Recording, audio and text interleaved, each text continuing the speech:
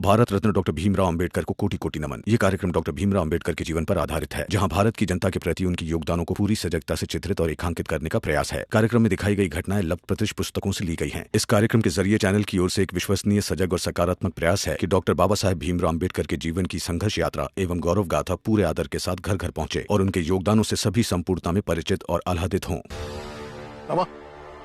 इसे घर लेकर जाओ।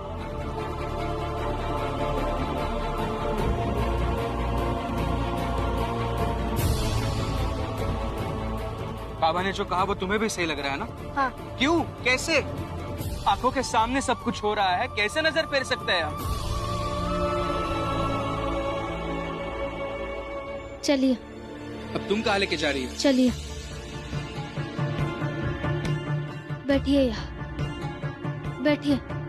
आप ही कहता है ना कि जब मन बेचैन हो तो ध्यान लगाना चाहिए, तो लगाइए ध्यान।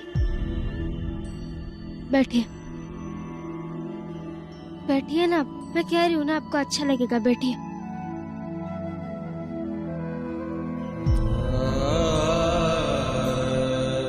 बुद्धं शरणं गच्छामि, धम्मं शरणं गच्छामि, संघं शरणं गच्छामि।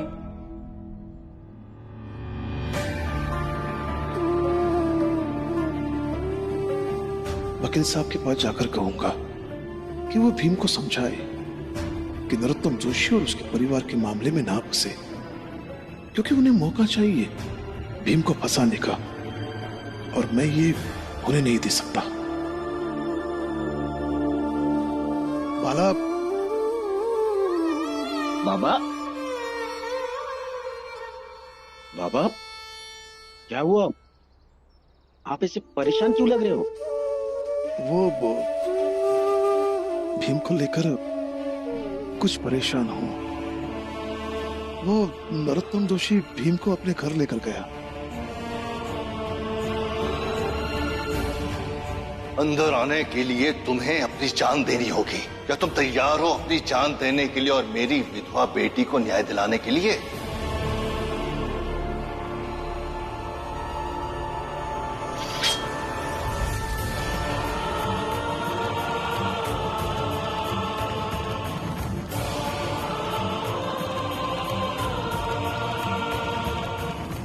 हम ऐसे शांत नहीं बैठ सकते बाबा। क्यों लेकर आए बाबा? बताइए ना बाबा। रुक जाइए। भीम, मेरी बात कान खोलकर सुन लो। तुम उनके बीच नहीं जाओगे, वो उनके घर का मसला है। ये भीम समझता क्यों नहीं? क्यों हर किसी के मामले में पड़ता है?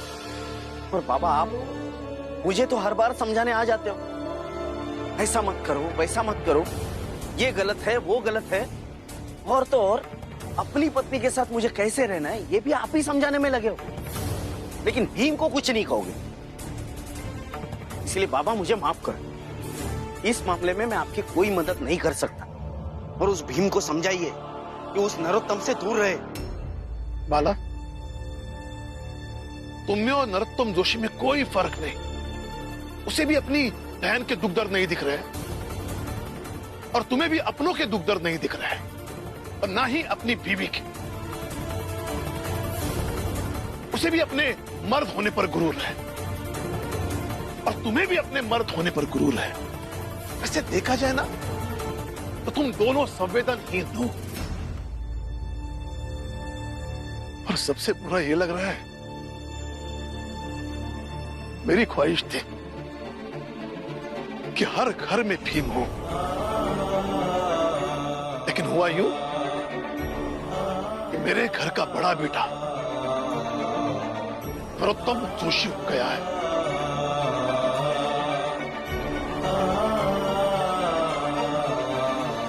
बिल्कुल ठीक कहा, हो गया हूं मैं नरोत्तम जोशी। बुद्धं शरणं गच्छामि, धम्मं शरणं गच्छामि, संघं शरणं गच्छामि, धम्मं शरणं गच्छामि, कमाल है।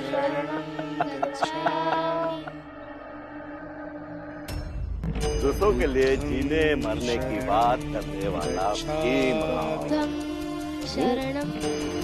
किसी और को मुसीबत में देखकर उसे मुसीबत में वहीं छोड़कर खुद यहाँ बैठकर शांति प्राप्त कर रहा है। धम्मं शरणं गच्छामि। कमाल की नौटंकी नहीं? बुद्धं शरणं गच्छामि। भीमराव,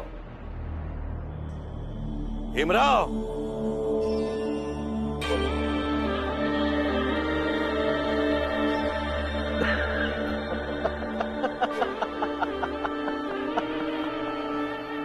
वैसे व्यक्ति और परिस्थिति को देखकर ही तू अपना भाषण देता है। देखा, अगर तू अपने विचारों पर इतना ही कायम है तो नरोत्तम जोशी की बहन को मुसीबत से बचा ले, या फिर तू इतने सारे उच्च जात वालों को देखकर डर गया। रचनदेव जी, मैं समझ रही हूँ कि आप मेरे पति को उकसा रहे हैं और आप ये कोशिश कर रहे हैं कि नरोत्तम जोशी और उनके परिवार से उलझे और आप सब उसका फायदा उठाएं। हाँ, शायद हम यही चाह रहे हैं, लेकिन उससे भी ज्यादा हम ये देखना चाह रहे हैं ये भीमराव कैसे नरोत्तम जोशी की बहन को मुसीबत से बचाता है। तो अब क्या करोगे तुम दोनों? दुबक कर कहीं बैठ जाओगे या फिर उस नरोत्तम जोशी की बहन के लिए लड़ोगे? नहीं लड़ेंगे, ये सबका ठेका नहीं ले रखा है। और मेरे पति भावुक है, न्याय की लड़ाई लड़ते हैं, बेवकूफ नहीं है जो आपके बहकावे में आ जाएंगे। घर चलिए आप।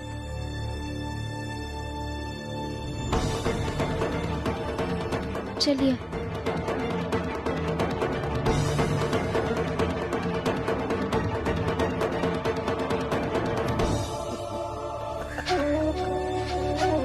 अब मजा आएगा भीमराव, देखते हैं कि तू क्या करता है। मदद करेगा तो फंसेगा, और नहीं करेगा तो जो लोग तुझे हिम्मती और झारू मानते हैं, मैं उनकी इस मान्यताओं को गलत साबित करके तुझे और नीचे गिरा दूंगा। चल!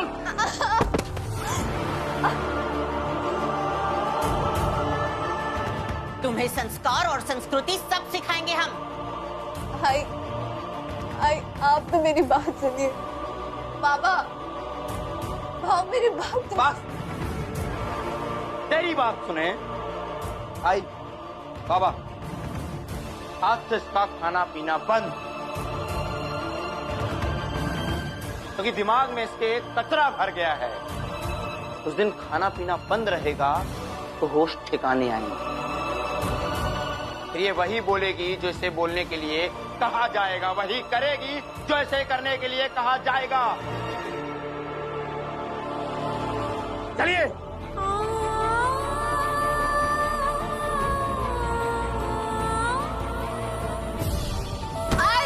आई दरवाजा खोलिए। हाँ बाबा, दरवाजा खोलिए। आई दरवाजा खोलिए। समझ आया एक थप्पड़ में, या और लगाऊं? देखिए बाबा, थप्पड़ मार मार कर आप चाहे मुझे मार ही क्यों ना दें, लेकिन मैं मेरे फैसले से पीछे नहीं हटूंगा।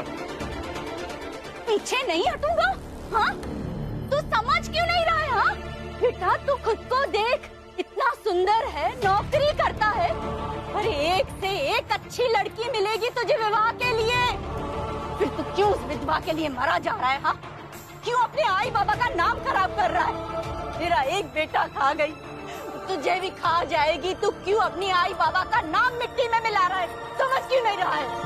और तेरी भाभी भी है, कुछ तो लिहाज कर बेशर्म। अरे क्या आप लोगों ने भाभी है भाभी है भाभी है लगा रखा है? अरे भाभी से पहले वो एक औरत है। और हाँ, मुझे तो कोई भी लड़की मिल जाएगी, लेकिन कभी आपने निर्मला के बारे में सोचा है? कि उसका ध्यान कौन रखेगा, उसका ख्याल कौन रखेगा। भाई बाबा, जब हम दो लोग मिलकर सारे हालातों को संभाल सकते हैं तो फिर किसी तीसरे को क्यों लाना? आप इतनी सी बात क्यों नहीं समझते? भाई बाबा, समझिए मेरी बात को। तू ऐसा नहीं समझेगा। चल घर, तुझे अच्छी तरह से समझाते हैं। बाबा मुझे छोड़िए।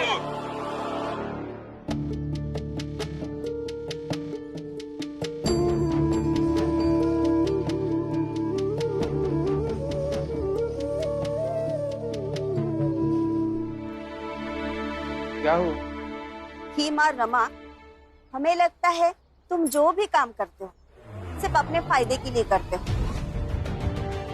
अब फायदा अगर सिर्फ तुम्हारा हो तो हम तुम्हारी बात क्यों माने? हाँ, और तुम्हारे कहने पर क्यों लड़ाई करें, क्यों धरना दें?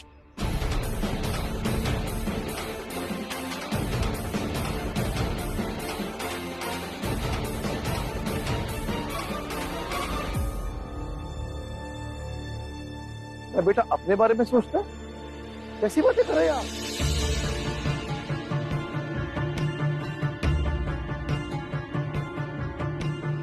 ये सबके बारे में सोचता है अगर, तो सरला ने मुआवजे के पैसे जो फीस के रूप में दिए थे इसे, उसमें से एक तो पैसा इन लोगों को दे देता, लेकिन नहीं। वैसे वो नरोत्तम जोशी को दुश्मन कहता है और उसी के घर चाकरी कर पैसे कमा कर लाए हैं दोनों। बाकी सबको बाकी समय कहते रहते हैं कि हमें उनके खिलाफ लड़ना है, हमें उनके खिलाफ लड़ना है। आया पड़ा, ये है आपका बेटा। आई, आनंद भैया के दवाई के लिए पैसे चाहिए थे, इसलिए गए थे बाहर। और इन्होंने कभी किसी से ये नहीं कहा है कि ऊंची जात के लोग उनके पास काम मत कीजिए। ये कौन सी लड़ाई है तुम दोनों की? हाँ, मजबूरी है, जरूरत पड़े तो जाओ उसके यहाँ काम करने और बाकी समय गालियाँ देते रहो। जीजा भाई अंदर चलो, मुझे तुमसे कुछ पूछना है। मेरा मौन व्रत है।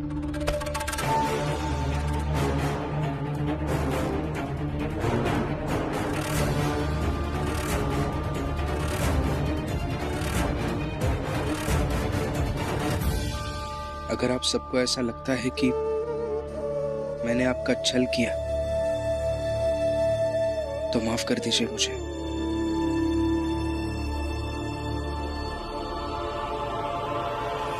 रुको भीमराव,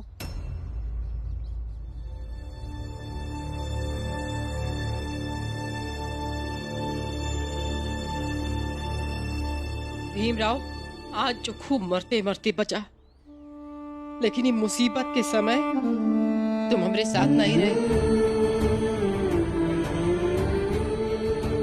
हम तुमका दोष नहीं दे रहे, लेकिन हम बहुत सोचे कि हम अब तुम्हारा साथ दे के खुश हैं कि पहले जब तुम्हारे साथ नहीं थे तब खुश थे। हाँ, नतीजा ही निकला कि जिंदगी बहुत छोटी है, एक इतना संघर्ष करके हम गवा नहीं सकते हैं। तुम्हारा संघर्ष सही है कि गलत है ये तो हम नहीं जानत हैं, लेकिन हम जैसे पहले थे वैसा ही ठीक है।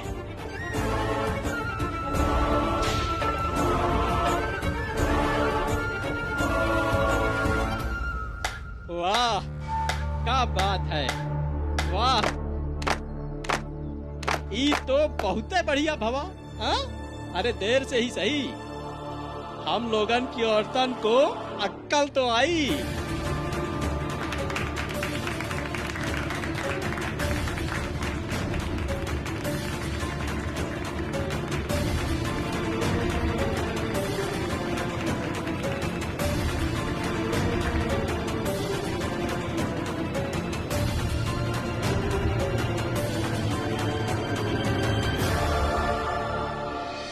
जीजा भाई सच सच बताओ, मीरा बता रही थी कि तुम मायके से पैसे लेकर आई हो और वो पैसे तुमने सबको बांट दिए। जीजा भाई ऐसे मौन व्रत धारण करने से मेरे सवाल खत्म नहीं हो जाएंगे। मुझे सवाल का जवाब चाहिए। भाई मैं तुमसे कुछ पूछ रहा हूं।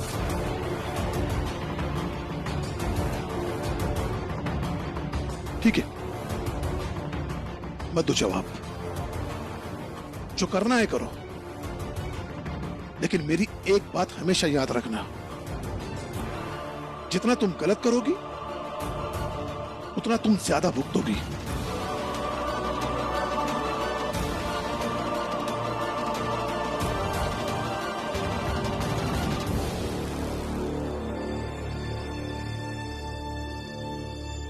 सभी औरतों ने भीम को जवाब दिया। ये देखकर बड़ा मजा आया। बाकी सब तो ठीक है भाभी, लेकिन हुलिया भीम के विपक्ष में हो गई, और वो भी इतनी आसानी से। पैसों में बड़ी ताकत होती है। खैर, आगे क्या जीजाबाई? अब आगे जो भी होगा ना भाभी, वो कल सुबह होगा। अभी तो सब भीम से दूर हुए हैं, लेकिन हमें ये दूरियां और बढ़ानी होगी, ताकि बाद में कोई उसके पास ना जाए। हाँ जीजाबाई। और सुना है नरोत्तम जोशी के विधवा बहन की लड़ाई भी लड़ने को पागल हो रहा था, पर रमा और राम जी ने उसे रोक लिया। ऐसे ही एक एक करके उसे सब छोड़ जाएंगे, तो उसका हौसला भी पस्त हो जाएगा। क्या पता यहीं से उसका लड़ाई लड़ने का भूत भी उतर जाए।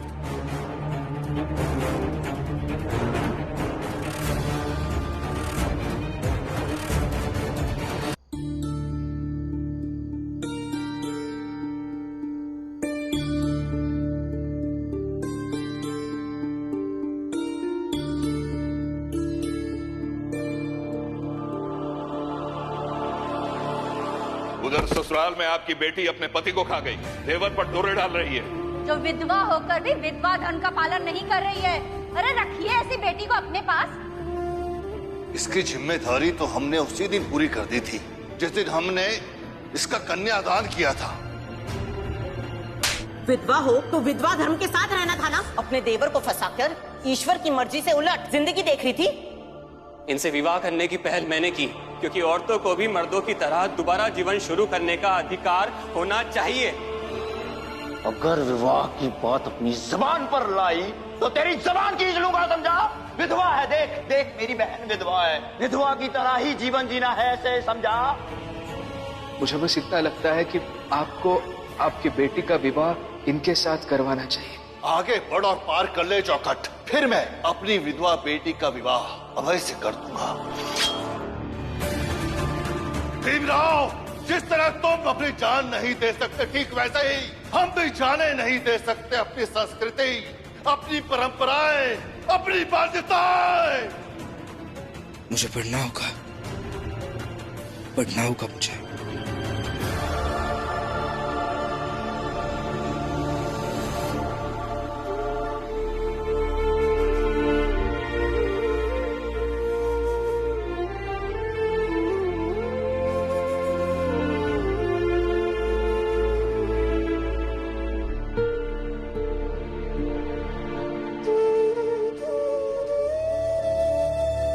कैसे शांत करूं इन्हें?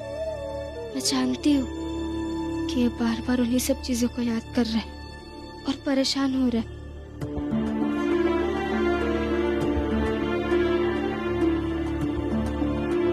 रमा,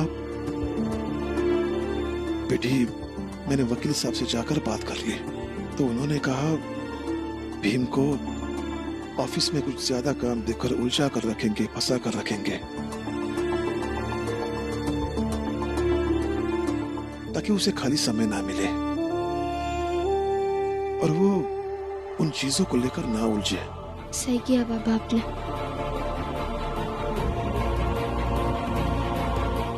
लेकिन बाबा, निर्मला जी का क्या होगा?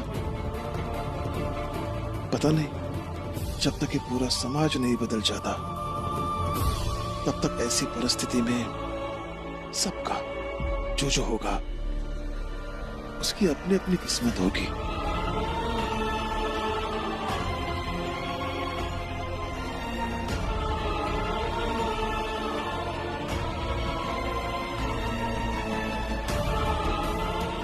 मतलब उन औरतों की किस्मत तब तक अच्छी नहीं हो सकती जब तक पूरा समाज नहीं बदल जाता।